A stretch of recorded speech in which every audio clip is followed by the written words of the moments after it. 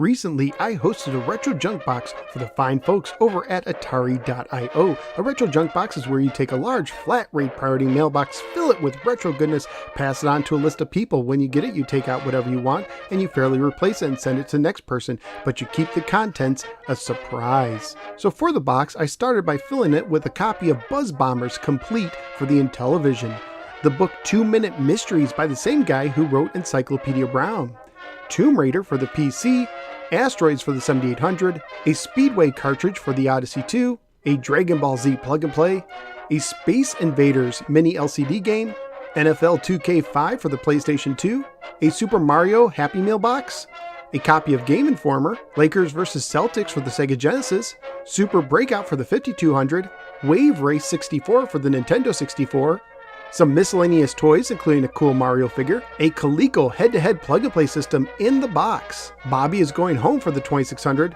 E.T. for VHS, Plaque Attack for the 2600, Dynamite Duke for the Sega Genesis, Star Wars Jedi Arena for the 2600, Tempest X3 for the PlayStation, Rayman for the PlayStation, Tron Solar Sailor for the Intellivision, Venture for the Intellivision, a new Batmobile Hot Wheel toy, Dragon's Lair for the Sega CD, Sewer Sam for the Intellivision with manual and overlays, a Lego Batman poster, and to fill a small gap, Las Vegas Poker and Blackjack for the Intellivision. I also included a bunch of manuals and overlays.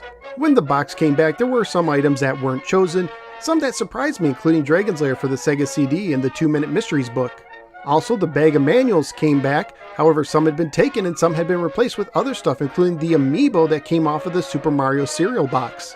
I also got some new toys, including a Sonic figure, E.T., and some Star Wars guys, as well as a pile of retro magazines, the LEGO Dimensions E.T. set, a different copy of Rayman for the PlayStation, and a collection of Activision games for the PlayStation, as well as boxing for the Intellivision, a couple games for the Famicom, one which I believe is a pirate cart, Aladdin for the Genesis, Armor Battle for the Intellivision, Busyland for the SNES, and 2 TI computer games.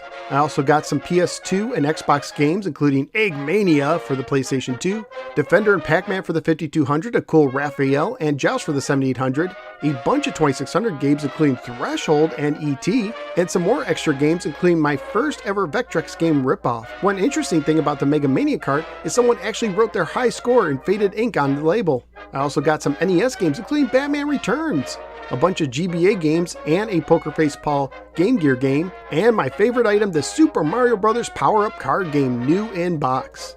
Thank you to everyone who participated. Be sure to check out the forums at Atari.io, and be sure to click like and subscribe, and I will see you next time on the next Nose for a Gamer video.